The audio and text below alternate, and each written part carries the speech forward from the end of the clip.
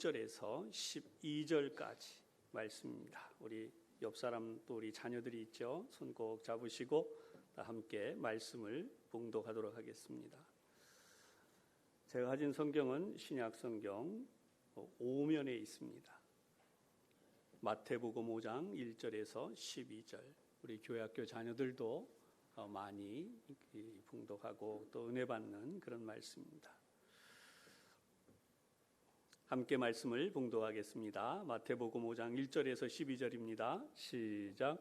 예수께서 무리를 보시고 산에 올라가 앉으시니 제자들이 나온지라 입을 열어 가르쳐 이르시되 심령이 가난한 자는 복이 있나니 천국이 그들의 것이며 애통하는 자는 복이 있나니 그들이 위로를 받을 것이며 온유한 자는 복이 있나니 그들이 땅을 기업으로 받을 것이며 의에 줄이고 목마른 자는 복이 있나니 그들이 배부를 것이며 긍휼히 여기는 자는 복이 있나니 그들이 긍휼히 여김을 받을 것이며 마음이 청결한 자는 복이 있나니 그들이 하나님을 볼 것이며 화평하게 하는 자는 복이 있나니 그들이 하나님의 아들이라 일컬음을 받을 것이며 의를 위하여 박해를 받은 자는 복이 있나니 천국이 그들의 것임이라.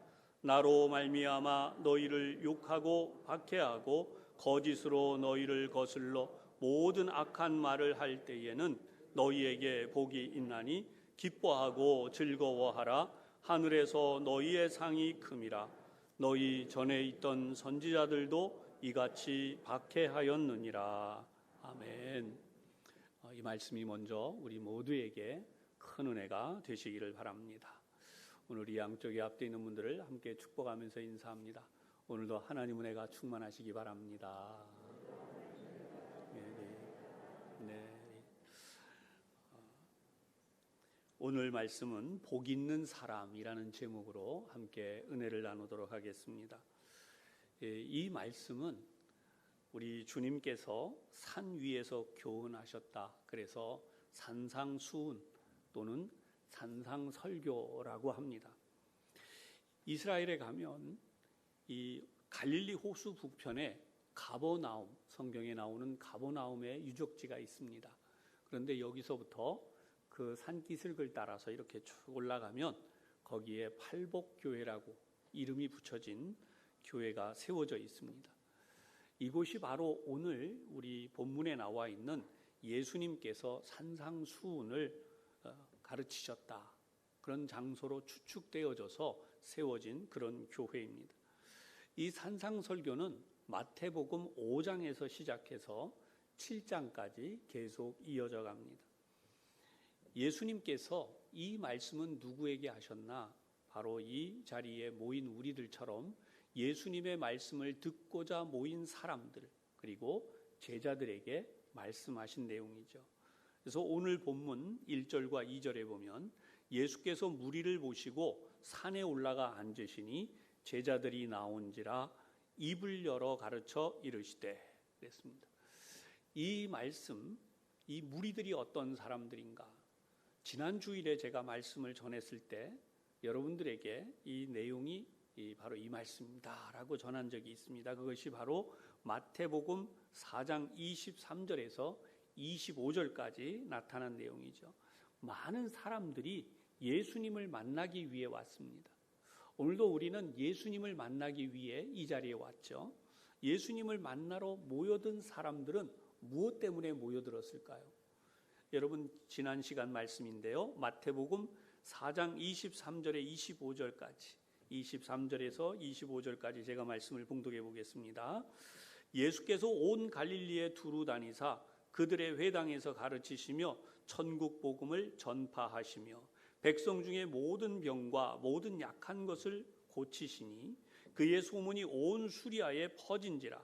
사람들이 모든 앓는 자 곧 각종 병에 걸려서 고통당하는 자 귀신 들린 자 간질하는 자 중풍병자들을 데려오니 그들을 고치시더라.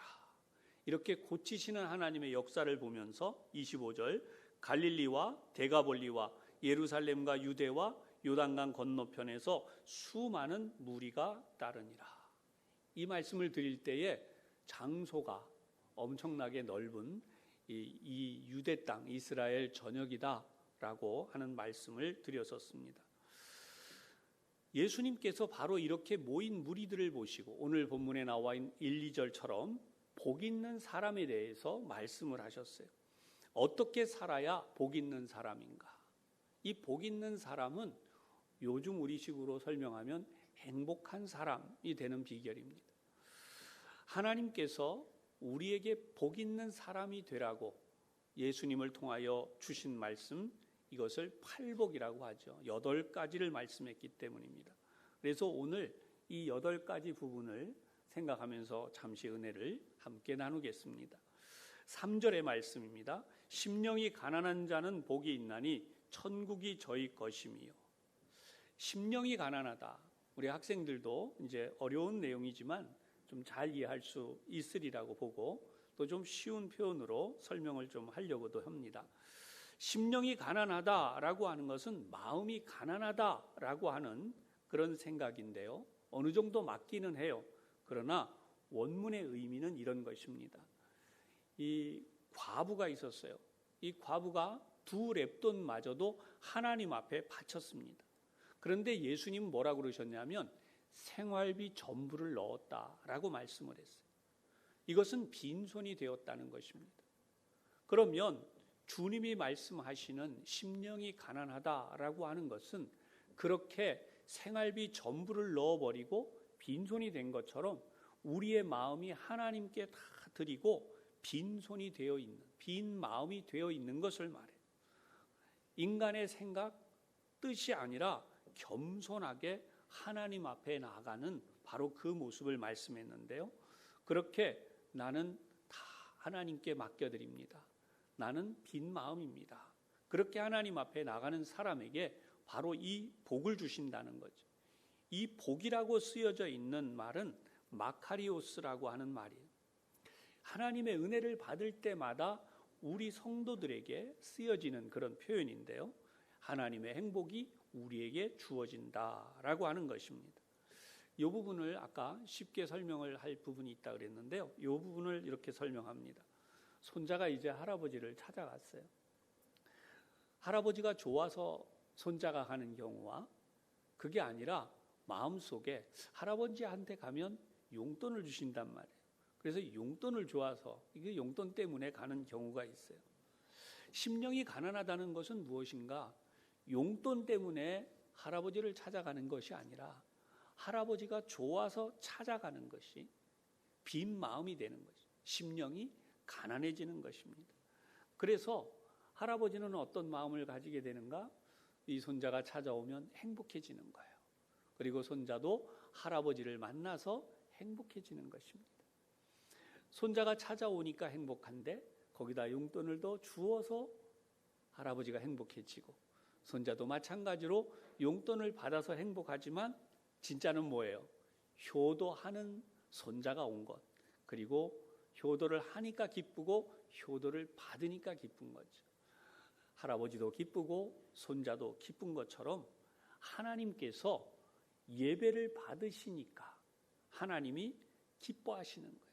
하나님의 뜻대로 살기 위해서 우리가 욕심을 다 내려놓고 예배하는 것이 기쁜 것이고 그리고 하나님께서 주시는 이 심령이 가난해지는 그 일을 통하여서 우리도 하나님을 만나는 기쁨이 있기 때문에 행복해지는 것입니다. 그러니까 이 마카리오스는 하나님이 기뻐하시는 그 기쁨이 누구에게 주어지는 것인가? 우리에게 주어지는 것이에요. 할렐루야. 여러분, 우리가 하나님이 기뻐하시는 기쁨을 느끼며 예배드리는 것, 이것이 바로 심령이 가난한 자가 하나님 앞에 예배드린다라고 하는 것입니다. 그럴 때 오늘 성경에는 이런 사람들이 심령이 가난한 자들에게 천국이 그들의 것이 된다라고 말씀을 했어요. 이 부분도 좀 쉬운 내용으로 설명을 해드려 보겠습니다. 우리가 공부하는 자녀들이 또 대학을 들어가게 됩니다. 똑같은 우리 자녀지만 대학을 들어가면 달라지는 것이 있죠. 대학생이 되고 그 대학에서 배우고 누리는 것이 얼마나 기쁜지 모릅니다. 이 자체가 행복이죠. 그래서 장차 훌륭한 사람으로 성장해 가는 것입니다. 천국이 우리의 것이 된다고 하는 것은 바로 이런 의미입니다. 여전히 우리는 이 땅에 살고 있습니다. 하지만 예수님을 구세주로 영접하고 살기 시작하면 우리의 신분이 달라져요. 우리는 하나님의 자녀가 된 것입니다. 그리고 하나님의 백성, 천국의 시민으로 살아가게 되는 것인데, 그때 달라진 것이 무엇입니까? 하나님께서 직접 우리를 통치해 가시는 것이에요. 하나님이 우리를 다스리심으로 이 땅에 살고 있지만 우리는 천국의 백성으로 살게 되는 것입니다. 아멘.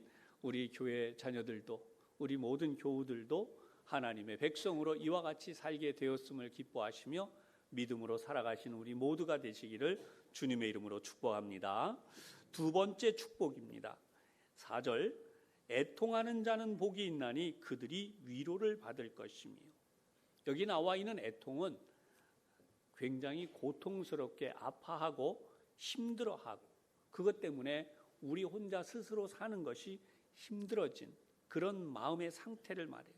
근데 여러분, 이것이 살기 힘들어서 그냥 힘들다 이런 뜻이 아니고, 정말 중요한 것은 뭐냐? 우리에게 있는 죄 때문이라는 것입니다. 우리의 죄 때문에 우리 마음이 아파하는 것이, 바로 그 사람에게 하나님이 위로해 주신다고 하는 것입니다. 우리가 이 자리에 모인 것은 다른 것이 아니라 하나님을 예배하고 하나님의 주시는 복을 받으려는 것이죠.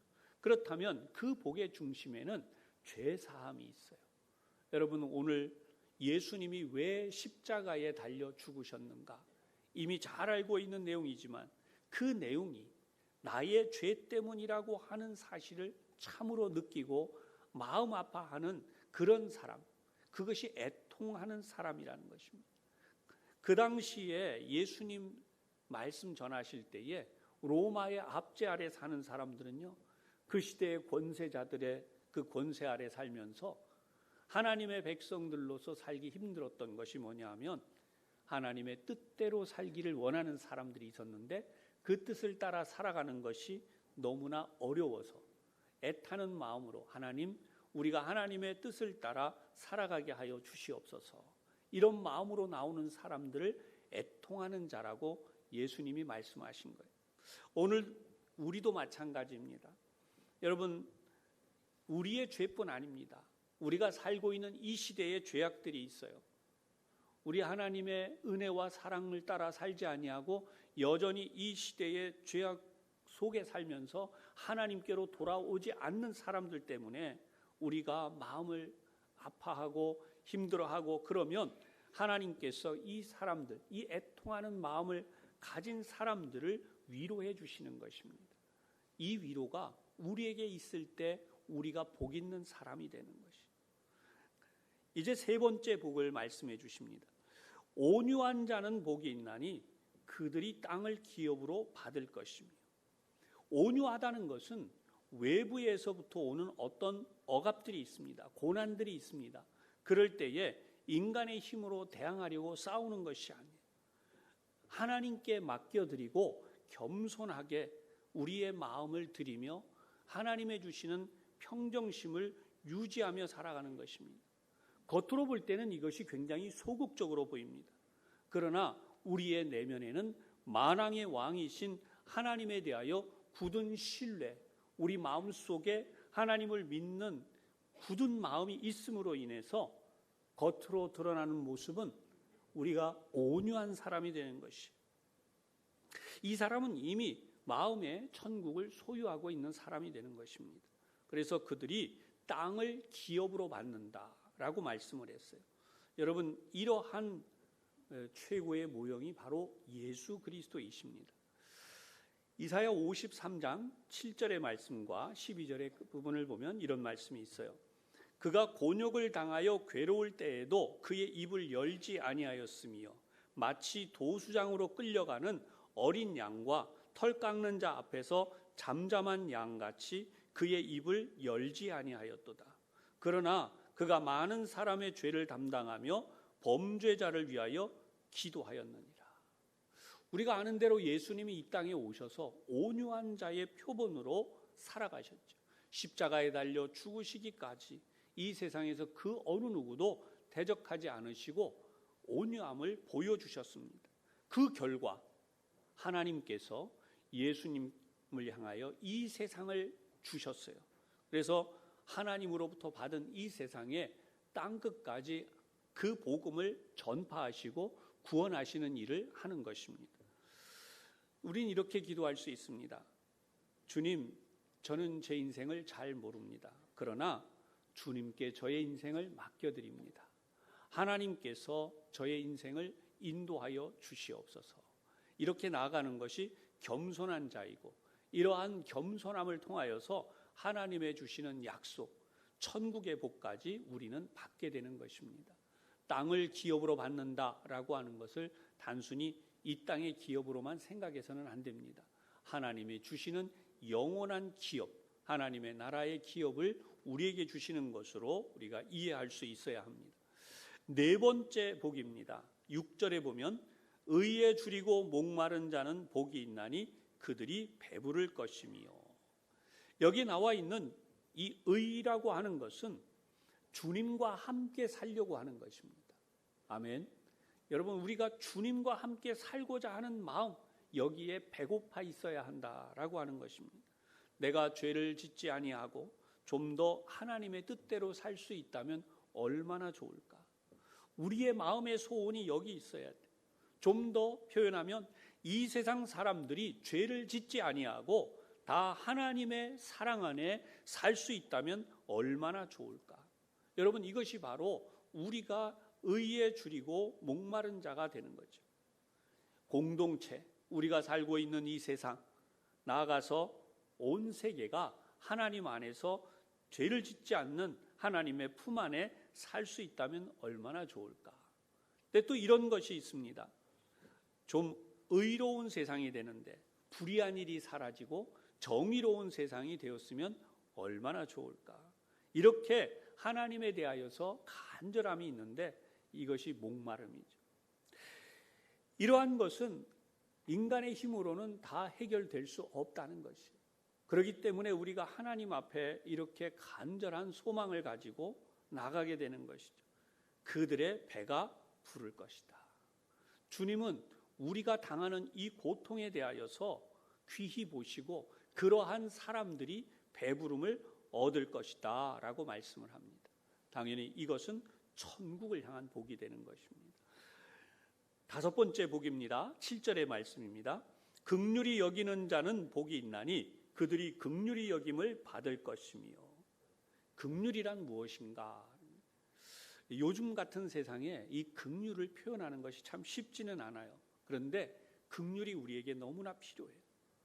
강한 자들, 힘 있는 자들만 이야기하고 있는 세상, 승리자들만 이야기하는데 긍휼이라고 하는 것은 상대방의 처지를 이해하는 것입니다. 상대방의 입장에서 생각해 보는 것입니다.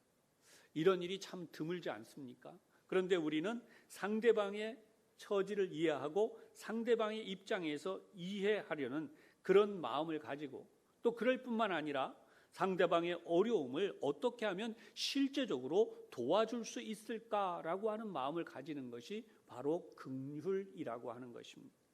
우리는 하나님께서 이미 우리가 죄인인데 우리를 위하여 어떻게 하면 구원해 주실 수 있을까? 하나님이 직접 그분이 우리를 위해서 모든 입장, 모든 상황을 다 이루어서 우리를 구원해 주셨어요. 그것이 바로 긍휼이죠. 그렇다면 이 긍휼이 우리는 어떤 식으로 실천할 수 있을까요? 선한 사마리아인의 이야기가 있습니다. 강도 만난 이웃이 있었어요. 그런데 이 강도 만난 이웃을 그냥 두고 지나쳐가면 긍휼이라고 볼 수 없는 것입니다. 이 강도 만난 이웃을 정말 어떻게 하면 도와줄 수 있을까? 그래서 이 사마리아 사람처럼 이 사람을 데리고 가서 치료해주고 치료비를 지불하고 이렇게 하는 이 모든 것, 나중에라도 비용이 더 들면 도와주겠다, 더 내가 갚겠다, 이렇게까지 하면서 돌봐준 이것이 바로 긍휼이라는 것입니다. 그래서 이 7절에 나와 있는 말씀이 현대인의 성경에서는 이런 말씀으로 쓰여 있어요. 남을 불쌍히 여기는 사람들은 행복하다. 하나님도 그들을 불쌍히 여기실 것이다. 그러니까 우리는 우리의 힘으로 살 수 없기 때문에 항상 이렇게 불쌍히 여기는 마음을 가지고 사는 것을 하나님이 불쌍히 여겨주시는, 긍휼을 베풀어 주시는 은혜를 주신다는 거죠. 야고보서 2장 13절에 보면 이 말씀이 있어요. 긍휼을 행하지 아니하는 자에게는 긍휼 없는 심판이 있으리라. 긍휼은 심판을 이기고 자랑하느니라. 하나님께서 우리의 마음에 주신 긍휼을 여러분들이 최대한 품고 우리가 이 긍휼한 마음으로 이 세상을 살아가시면 하나님께서 긍휼히 여겨주시는 복을 주신다고 하십니다. 우리 모두 이 복을 받으시기를 주님의 이름으로 축원합니다. 제6복 6번째 복이 있습니다. 8절의 말씀, 마음이 청결한 자는 복이 있나니 하나님이 그들을 볼 것이며. 저도 어린 시절을 우리 초등학교 정도, 또 중학교 오기 전에 시절을 지나가는데 제가 교회 다니니까 하나님 보여달라고 그러는 사람 답이 없어요. 하나님을 보여달라고 하는 것은 인간적인 방법으로는 답이 없습니다. 그러나 너도 하나님을 믿어봐. 그러면 하나님이 보여라고 말할 수 있는 거죠. 우리 교회학교 자녀들도 그런 하나님을 만나고 보는 귀한 복을 누릴 수 있는 그런 복을 받은 줄로 믿습니다. 신앙생활 잘했는데 이 마음이 청결하다라고 하는 카타로스라고 하는 단어인데요.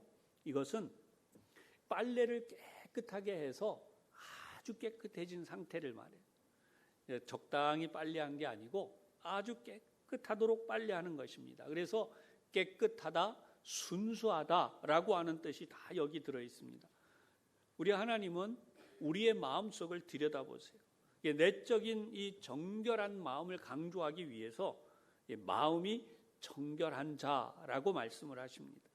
마음의 청결은 또 다른 의미가 있습니다. 이중적인 마음을 갖지 않는 것입니다. 오직 하나님만을 바라보는 순수한 마음을 가르칩니다. 우리는 이 세상에 다른 것 의지할 것이 없습니다. 오직 하나님만을 믿고 예수님의 보혈의 공로로만 구원받을 수 있다는 이 순수한 마음을 가질 때 하나님을 보게 된다는 것입니다. 오늘 우리 모두가 이러한 믿음과 마음으로 나가시기를 주님의 이름으로 축복합니다. 7번째 복이 있습니다. 그것이 바로 9절에 나와 있죠. 우리 9절의 말씀을 함께 보도록 하겠습니다. 시작. 화평하게 하는 자는 복이 있나니 그들이 하나님의 아들이라 일컬음을 받을 것이며. 아멘. 여기서 아들이라고 표현했지만 우리 여성분들은 우리 딸이라고 표현할 수 있습니다. 화평하게 하는 자는 복이 있나니라고 하는 것은 화평을 만들기 위하여, 평화를 만들기 위하여 노력하는 사람이다라고 하는 뜻입니다. 여기서 화평은 에이레네라고 하는 단어예요. 이것은 구약 성경에서는 샬롬이라고 하는 단어와 같은 의미가 됩니다. 우리 샬롬은 모두 다 잘 이해하고 계시죠. 그래서 이러한 일을 하려고 하면 어떻게 하는가? 여러분 가만히 있는데 화평이 이루어지지 않아요. 역시 화평의 모델은 예수님이십니다. 예수님은 자기 자신의 생명을 우리에게 주셔서까지 하나님과 우리 사이가 화평하지 못한 것을 화평하도록 만드신 것이. 이사야 57장 21절에 보면 하나님의 말씀에 악인에게는 평강이 없다라고 말씀했어요. 이 세상에 악한 삶을 사는 사람들이 누구입니까? 하나님을 알지 않는 사람들입니다. 창조주이신 하나님을 부인하고 살아가는 것이 죄 중에 가장 큰 죄가 되고 그 죄 때문에 평화와는 거리가 먼 삶을 살게 되는 거예요. 아무리 이 이야기를 강조해도 세상 사람들은 그 귀를 닫고 이 하나님의 말씀을 받아들이지 않습니다. 하나님께로 돌아오는 문제, 이것은 하나님과 화해해서 자신의 죄의 문제를 해결하는 것입니다. 나아가서는 형제의 잘못을 용서하고 그리스도께로 더욱 함께 가까이 나아가도록 하는 것입니다. 이 일이 먼저 예수를 믿은 우리들이 세상 사람들에게 함으로써 화평케 하는 자로서 살아가는 삶이 되는 것입니다. 우리가 회사에 가서도 화평케 하기 위하여 노력해야 되고 이웃에게도 화평케 하기 위하여 노력을 하고 우리 학생들은 학교에 가서도 친구들 사이에도 화평케 하는 사람이 되기 위하여 노력을 해야 되는 것입니다. 이런 일이 커질 때 하나님의 아들이라 일컬음을 받는 그런 복을 받는다고. 이 지구상에는 지금도 여전히 전쟁이 있고 테러가 있습니다.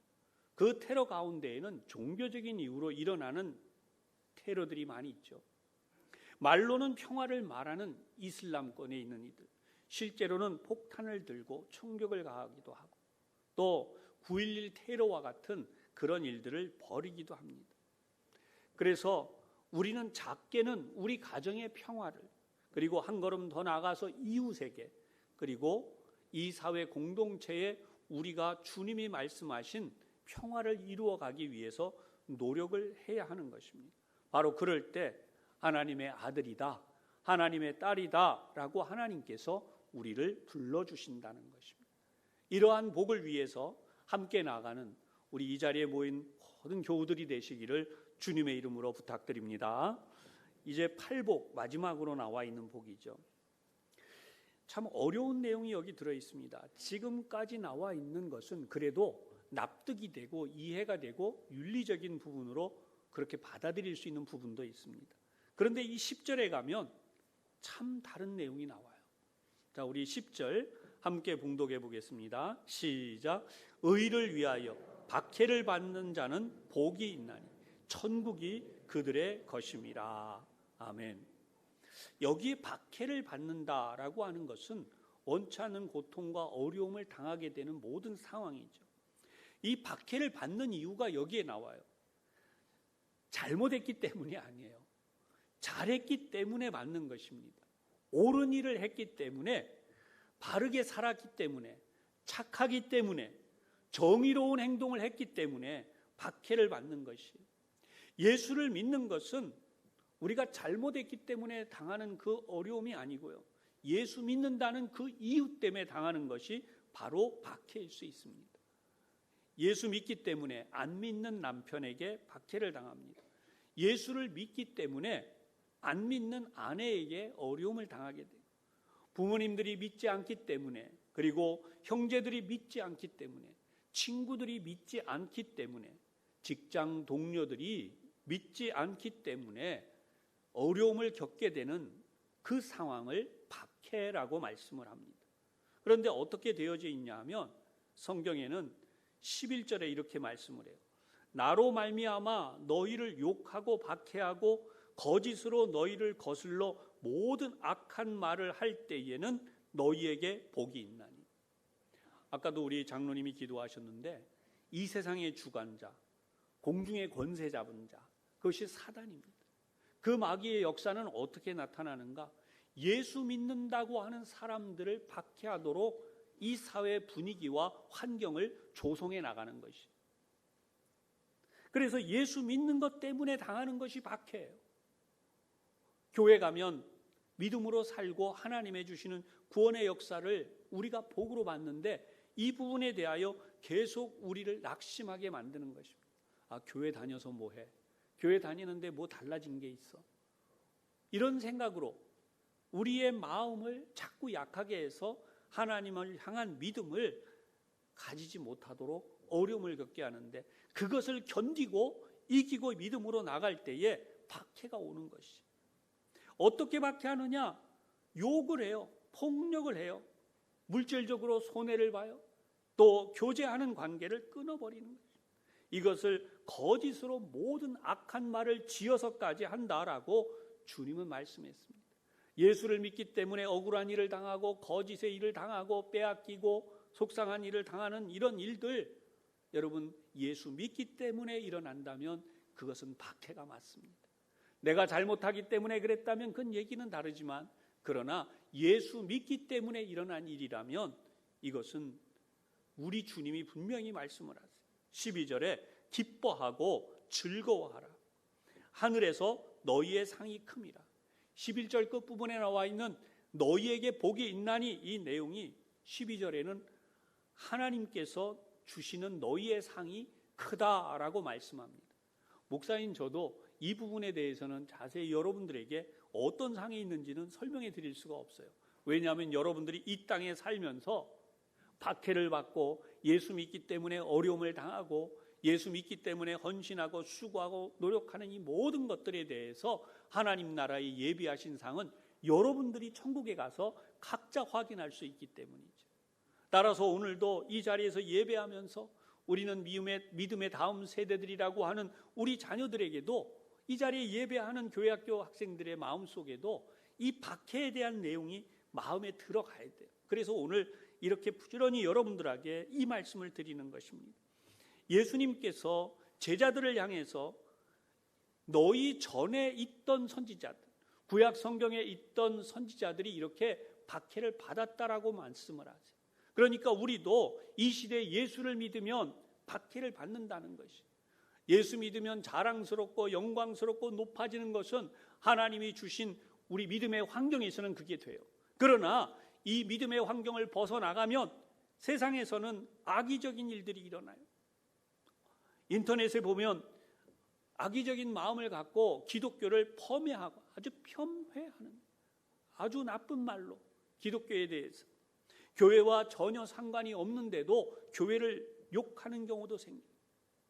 비성경적인 방법으로 기독교를 비난하고 왜곡합니다. 영화, 드라마까지도 그런 것들이 나오고 있어요. 여러분, 그런 것들을 보면서 이 기독교가 뭔가 잘못됐어, 문제가 있어라고만 가면 안 됩니다. 거기에는 성경을 왜곡한 것들이 꽤 있어요. 사랑하는 여러분, 하나님의 말씀을 들을 때에 우리는 예수님이 이 말씀을 하셨던 상황을 이해해야 됩니다. 예수님의 복음을 전파를 위해서 가장 복된 삶을 산 사람, 물론 성경에 많이 있지만 예수님의 제자들이잖아요. 예수님의 제자들을 지금 앞에 두고 예수님이 바라보시면서 이 말씀을 하는 거예요. 핍박을 받을 때에 두려워하지 말고 박해를 받을 때에 너희들이 그러한 일들을 잘 감당해야 된다.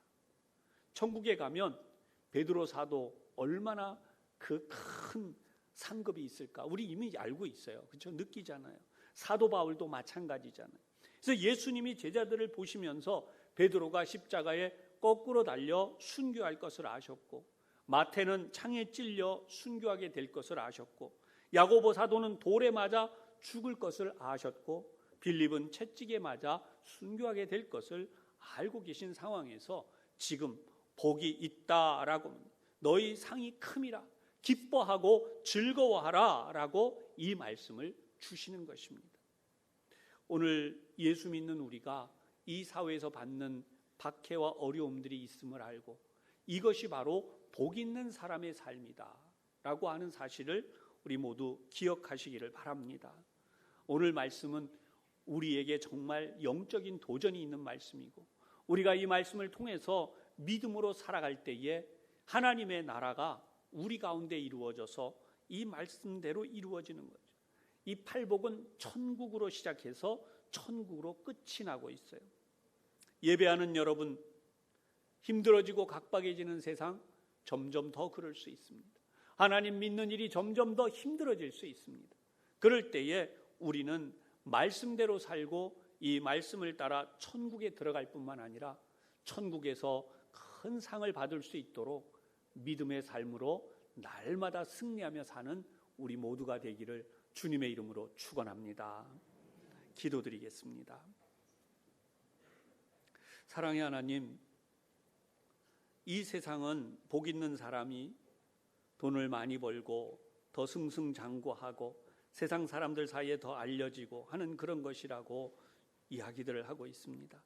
그러나 오늘 주님의 말씀, 복 있는 사람은 우리가 정말 우리의 심령이 가난해지고 애통하고 또 그래서 우리의 심령이 더 온유해지고 하나님의 나라를 바라보며 의에 줄이고 목마른 사람이 되고 다른 이들을 긍휼히 여기는 이러한 삶을 살 뿐만 아니라 마침내 하나님의 거룩한 나라 그 복음을 위하여 우리 자신이 생명까지도 내어놓고 하나님 앞에 헌신하여 핍박과 박해를 이기고 주님의 나라를 위해 희생하는 바로 그 사람이 참으로 복된 사람이라고 저희들에게 알려주셨습니다. 하나님, 저희들은 연약합니다. 저희들은 좌절하고 주저앉는 연약함을 가지고 있습니다. 그러나 하나님께서 저희들을 붙들어 주셔서 믿음 때문에 어려움이 생긴다 하여도 그러한 핍박을 잘 이겨내고 하나님의 뜻을 이루는 믿음의 삶을 살며 끝까지 하나님의 백성으로 살게 하여 주시옵소서.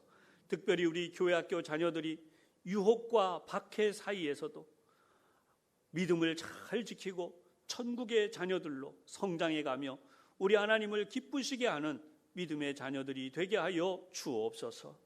예수님 이름으로 기도하옵나이다. 아멘.